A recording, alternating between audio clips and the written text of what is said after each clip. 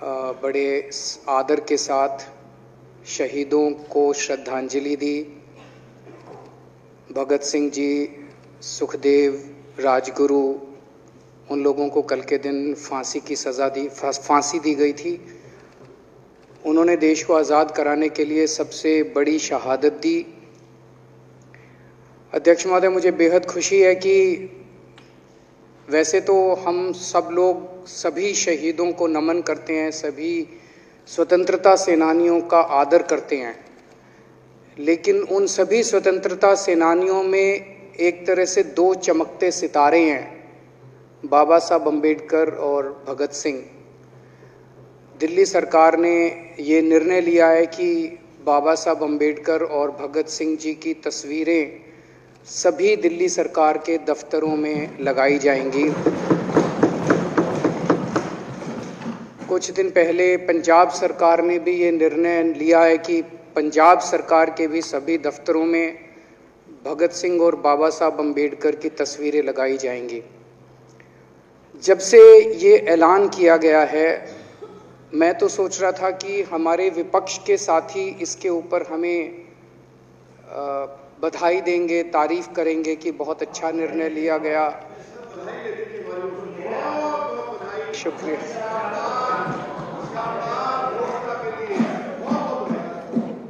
लेकिन जब से ये ऐलान किया है कि इतना, यहाँ तो कहने के लिए कह दिया, बाहर एक मिनट मेरे को पूरा, हमें इतना क्रिटिसाइज किया जा रहा है। बीजेपी वाले कह रहे हैं कि बाबा साहब अम्बेडकर और भगत सिंह की क्यों लगाई, सावरकर की क्यों नहीं लगाई, हेडगेवार की क्यों नहीं लगाई। तो मैं कह रहा हूं भाई, सावरकर की और हेडगेवार की तुम लगा लो।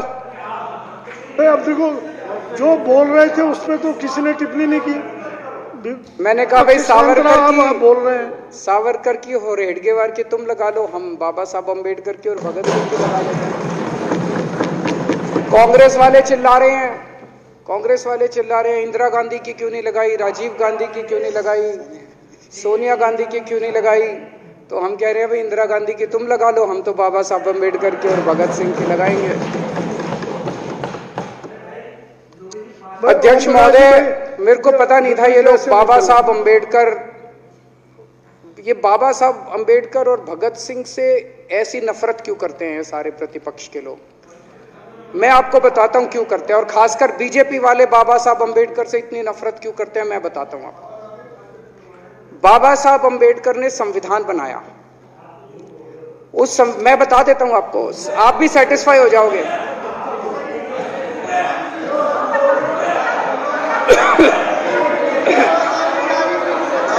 सुन के चले जाना। बाबा साहब का नाम सुनते ही वॉकआउट कर गए। बाबा साहब का नाम भी नहीं सुनना चाहते।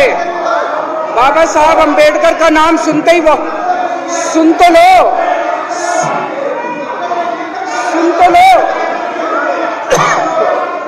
तमाशा, और ये सब कुछ जो इन्होंने बोला वो सच बोला। सुन तो लो।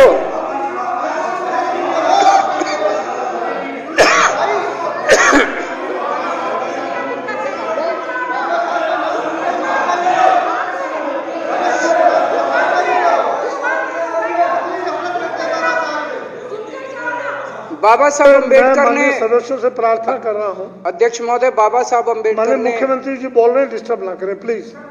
नहीं, ये कोई तरीका। सत्य कौन बोल रहा था? सत्य क्या बिजुली जी ने बोला? सब आप बैठ जाइए। अब बाबा साहब अम्बेडकर ने देश का संविधान बनाया। संविधान में लिखा उन्होंने कि भारत के अंदर जनतंत्र होगा। इस जनतंत्र के अंदर चुनाव होंगे। चुनाव में जनता वोट डालेगी। वोट डाल के जनता अपनी सरकार चुनेगी। वो सरकार लोगों के सपनों को पूरा करने के लिए काम करेगी। बीजेपी को ये पसंद नहीं है। बीजेपी नहीं चाहती चुनाव हो। बीजेपी चाहती है कि चुनाव खत्म हो जाए। चुनाव होने ही नहीं चाहिए। चुनाव गंदी बात है इनके हिसाब से। चुनाव गलत बात है इनके हिसाब से। एमसीडी के अंदर 15 साल इन्होंने जम के लूटने के सारे दुनिया के रिकॉर्ड तोड़ दिए। गिनीज बुक वालों की मीटिंग चल रही है कि भारतीय जनता पार्टी का नाम आने वाला है गिनीज बुक के अंदर, एनसीडी का और बीजेपी वालों का। शानदार इन्होंने परफॉर्मेंस किया है। 15 साल के अंदर इन्होंने लूटने में कोई कसर नहीं छोड़ी। लूटने के बाद जब जनता में त्राही त्राही मच गई, लोग दुखी हो गए 15 साल के इनके शासन के बाद, और जनता ने मन बना लिया कि इस बार इनको मजा चखाएंगे और गुस्सा जाहिर करेंगे। चुनाव आयोग ने ऐलान कर दिया कि हम आज शाम को 5 बजे 9 तारीख को 9 मार्च को शाम को 5 बजे आज चुनाव की डेट्स की घोषणा की जाएगी। 4 तारीख को प्रधानमंत्री के दफ्तर से फोन जाता है, चिट्ठी जाती है चुनाव कमिश्नर को, चुनाव रद्द कर दो। पूरी दुनिया के अंदर आज तक ऐसा नहीं होगा कि प्रधानमंत्री सीधे सीधे चुनाव कमिश्नर को फोन करके और चिट्ठी लिख के कहते हैं कि चुनाव रद्द कर दो। इसलिए ये नफरत करते हैं बाबा साहब अम्बेडकर से। ये कहते हैं बाबा साहब अम्बेडकर नहीं होता तो जनतंत्र नहीं होता इस देश के अंदर। कल एक बीजेपी का बड़ा नेता मिला, बोला जी मैंने तो अपने बीजेपी के बड़े नेताओं को बोल दिया ये चुनाव का चक्कर छोड़ो, एमसीडी में भी एनडीएमसी जैसा कर दो। मैंने कहा इसका क्या मतलब? वो बोले जैसे एनडीएमसी में चुनाव ही नहीं होते, एनडीएमसी में केंद्र सरकार नॉमिनेट कर देती है। बोले जी एमसीडी में भी यही हो जाना चाहिए। अध्यक्ष महोदय, इनका बस चले ना इस देश के अंदर सारे राज्यों में और देश में चुनाव कराना बंद कर दें ये। इसलिए ये नफरत करते हैं, इसलिए बाबा साहब अंबेडकर से नफरत करते हैं ये लोग। बाबा साहब अंबेडकर चुनाव की प्रक्रिया रख के गए थे, इनका बस चले तो ये चुनाव कराना बंद कर दे। कह रहे हैं हम तीनों एमसीडी को यूनिफाई करना चाहते हैं। अरे 7 साल थे तुम्हारे पास, सो रहे थे क्या 7 साल से? कहां थे तुम लोग 7 साल से? क्यों नहीं तुम लोगों ने क्यों नहीं तुम लोग यूनिफाई करने के लिए पैसे चाहिए? क्यों नहीं तुम लोगों ने यूनिफाई किया 7 साल से? चुनाव के 1 घंटे पहले तुम लोग चिट्ठी लिख रहे हो, अब सो के जागे हो कि अब यूनिफाई करोगे। तो यूनिफाई नहीं करना, चुनाव टालने हैं क्योंकि हार रहे हैं। मेरी हाथ जोड़ के विनती है, हार जीत लगी रहती है, कभी ये पार्टी हारती है, कभी वो पार्टी हारती है, कभी आज बीजेपी हारती है, कभी आम आदमी पार्टी भी हारती है, कभी कांग्रेस हारती है। देश बड़ा है, देश की सोचो। आज आम आदमी पार्टी है, कल आम आदमी पार्टी हो सकता है ना हो। आज बीजेपी है, कल बीजेपी हो ना हो। आज केजरीवाल है, कल केजरीवाल नहीं होगा। आज मोदी जी हैं, कल मोदी जी नहीं होंगे। कोई बड़ा नहीं है, देश बड़ा है, मुल्क बड़ा है, कौम बड़ी है, समाज बड़ा है। देश को नहीं झुकने देना, देश को नहीं टूटने देना, देश को नहीं किसी भी हालत में देश पे आंच नहीं आनी चाहिए। ये लोग देश के साथ खिलवाड़ कर रहे हैं, ये लोग संविधान के साथ खिलवाड़ कह रहे हैं। हम यूनिफाई करना चाहते हैं। इन्होंने एक चिट्ठी लिख दी चुनाव आयोग को कि हम तीनों एमसीडी को यूनिफाई कर रहे हैं, इसलिए चुनाव टाल दो। चुनाव आयोग ने चुनाव टाल दिया। कल को दिसंबर में गुजरात के चुनाव हो रहे हैं। अब जनता कह रही है ये गुजरात हारेंगे। अब अगर ये गुजरात हारेंगे तो ये 10 दिन पहले चिट्ठी लिख देंगे चुनाव आयोग को कि भाई हम गुजरात को और महाराष्ट्र को एक कर रहे हैं, इसलिए गुजरात के चुनाव टाल दो। गुजरात के चुनाव टल जाएंगे। अगली बार ये लोकसभा हारेंगे, चिट्ठी लिख देंगे जी ये पार्लियामेंट्री फॉर्म ऑफ सिस्टम बड़ा खराब है, हम प्रेसिडेंशियल फॉर्म ऑफ सिस्टम ला रहे हैं, संविधान बदल रहे हैं, चुनाव टाल दो। चुनाव टल जाएंगे। ये क्या मजाक बना रखा है इन्होंने, नौटंकी कर रखी है इन्होंने। भारत जनतंत्र है, देश ये बर्दाश्त नहीं करने वाला जो इन्होंने नौटंकी कर रखी है। कहते हैं हम दुनिया की सबसे बड़ी पार्टी हैं, हम तो जी दुनिया की सबसे छोटी पार्टी हैं। फिर भी डर गए तुम लोग।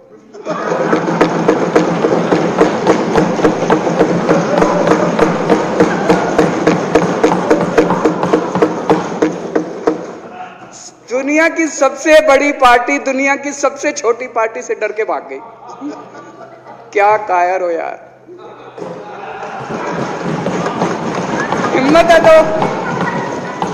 हिम्मत है तो चुनाव लड़के दिखाओ बीजेपी वालों, मान जाएंगे तुम। हिम्मत है तो चुनाव लड़के दिखाओ। कहते हो 56 इंच का सीना है, नहीं तो मान लो 56 इंच का सीना नहीं है, झूठ। नहीं तो मान लो कुर्ते के नीचे 56 इंच का सीना नहीं है, झूठ है ये। कल मैंने देखा, आपको भी बुरा लगा, मैं आपके कमरे में जब चाय पीने आया, आपने मेरे साथ अपना दुख शेयर किया कि जब एलजी साहब ने भाषण शुरू किया, ये सारे खड़े हो गए नारे लगाने। क्या कश्मीर फाइल्स टैक्स फ्री करो, और पीछे से 2 जने कह रहे थे दारू की दुकानें बंद करो। अब इनको भी नहीं पता आज नारे किस चीज के लगाने, ऊपर से आया तो था ऊपर से आया तो था। तो 2 जने कह रहे थे दारू की दुकान बंद करो, आगे वाले कह रहे थे कश्मीर फाइल्स टैक्स फ्री करो, फिर दूसरे वाले ने कहा आज कश्मीर वाला नारा लगाना है। तो जैसे रैलियां होती हैं उसमें कुछ टीवी वाले माइक लगा देते हैं कि हाँ जी किस लिए आए हो, तो वो यूं यूं देखता है किस लिए।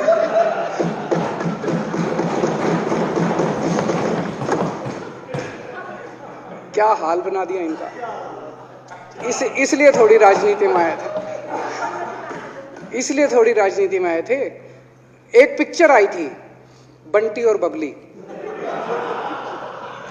उस पिक्चर में एक सीन था, कुछ लोग एक नेता के घर के सामने जाते हैं, हमारी मांगे पूरी करो, हमारी मांगे पूरी करो। नेता बाहर आता कहता है क्या मांगे हैं, तो सारे एक दूसरे की तरफ, उनको पता ही नहीं क्या मांगे। आज सारे देश की सारी भारतीय जनता पार्टी एक पिक्चर के पोस्टर लगा रही है गली गली में जाके। पूरी सारी भारतीय जनता पार्टी देश में एक पिक्चर के पोस्टर लगा रही है। इसलिए राजनीति करने आए थे, पिक्चरों के पोस्टर। अपने बच्चों को क्या जवाब दोगे? घर जाके बच्चे पूछेंगे पापा क्या काम करते हो? पिक्चरों के पोस्टर लगाता हूं।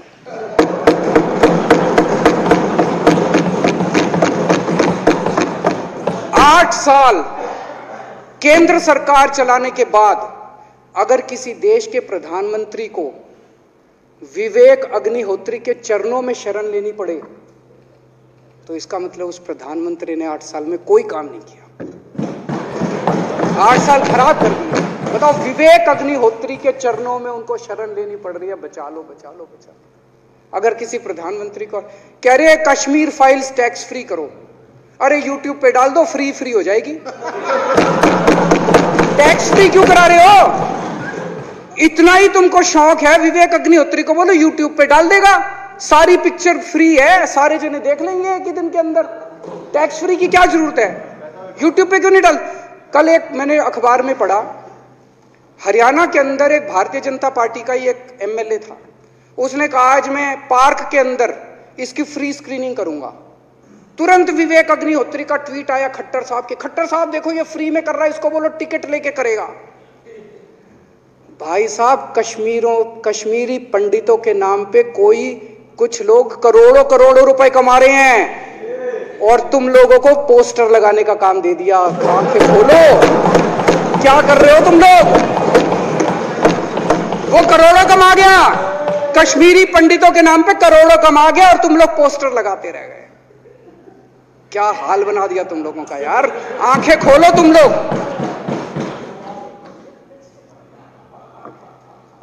भेड़ बकरियों की तरह हाँक रखा है पूरे बीजेपी वालों को, भेड़ बकरियों की तरह हाँक रहे हैं। एक दिन बोले 3 का कृषि कानून लेके आए हैं, बहुत शानदार है, और फिर नीचे मैसेज आया भाई सारे जने तारीफ करो मोदी जी की। सारे बोले वाह मोदी जी वाह, क्या मास्टर स्ट्रोक है। और मेरे को याद है इसी सदन के अंदर इन लोगों ने उन 3 कानूनों की खूब तारीफ की थी, बोले क्या मास्टर स्ट्रोक है और क्या शानदार कानून लेके आए। 1 साल के बाद फिर आया भाई 3 कानून वापस ले लिए, बोलो फिर तारीफ करो मोदी जी की, भाई कानून बेकार थे मोदी जी। क्या इसी सदन के अंदर इन लोगों ने इतनी बेशर्मी, दिमाग पे ताला लगा रखा, इन्होंने कहा वाह मोदी जी वाह, क्या 3 कानून खराब थे आपने वापस ले लिया, देश को बचा लिया। क्या मास्टर स्ट्रोक, ये क्या हाल बना दिया आप लोगों का यार। फिर थोड़े दिन बाद बोले भाई दारू की दुकानों के खिलाफ करो, फिर सारे जने दारू की दुकान बंद करो, दारू की। अब दारू ठीक हो गई दिल्ली में, आजकल तो शोर नहीं करते तुम लोग। अब कश्मीर फाइल आ गई, पहले कृषि कानून, रोज काम दे रखा है तुमको, कुछ ना कुछ ऊपर से आ जाता है, काम दे रखा है। अब दारू की दुकानें। मेरा एक ही निवेदन है मेरे बीजेपी के साथियों से, आप तो अपने ही हो, आप तो सब अपने, मेरे छोटे भाई बड़े भाई बिदुरी साहब तो बड़े भाई है मेरे, आप तो सारे अपने हो यार। थोड़ा सा देश के बारे में सोचो यार, थोड़ा देश के बारे में सोचो। हिटलर भी जो था वो कम से कम अपने चमचों को नौकरी देता था, रोजगार देता था। इतिहास उठा के पढ़ो, उसने रोजगार तो दिया था, इन्होंने क्या दिया आपको? आपके बच्चों को नौकरी दी? आपके घर में कोई खाने पीने का इंतजाम करा? आपकी बिजली का इंतजाम करा? केजरीवाल काम आता है आपके भी घर की बिजली फ्री कर रखी है। दिल्ली के 12 लाख बच्चों को नौकरी दी है मैंने, स्कूल ठीक कर दिए, अस्पताल ठीक कर दिए। आपके घर में कोई बीमार हो, केजरीवाल दवाई पहुंचाता है, मोदी दवाई नहीं पहुंचाता। केजरीवाल काम आया। मैं बीजेपी के सारे कार्यकर्ताओं से कहना चाहता हूं, थोड़ा सा दिमाग खोलो। बीजेपी के सारे सपोर्टर्स को कहना चाहता हूं, थोड़ा सा दिमाग खोलो। ये भेड़ चाल बंद करो, भेड़ बकरियों की तरह हाँक रहे हैं ये आपको, ये सब बंद करो। दिमाग खोल के सारे जने बीजेपी छोड़ के आम आदमी पार्टी में आ जाओ।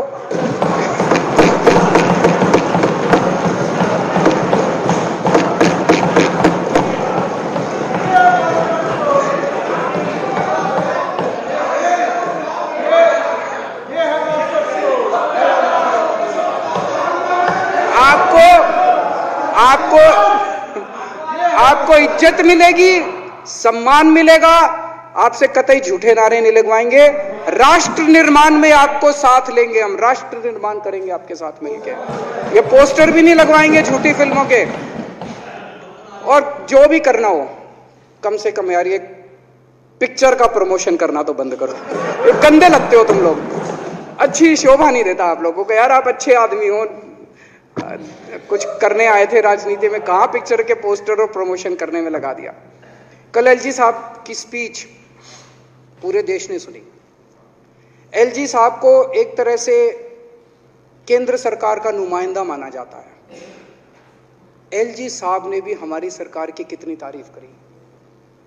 50% जीडीपी 5 साल के अंदर बढ़ गया। भारत में आज तक कभी किसी राज्य का नहीं हुआ। इतने शानदार काम दिल्ली सरकार ने किए हैं कि केंद्र सरकार द्वारा नियुक्त एलजी साहब ने भी दूसरी सरकार की, आम आदमी पार्टी की सरकार की भूरी भूरी शब्दों में तारीफ की। मैं एलजी साहब का बहुत बहुत शुक्रिया अदा करना चाहता हूं और इस धन्यवाद प्रस्ताव का समर्थन करता हूं।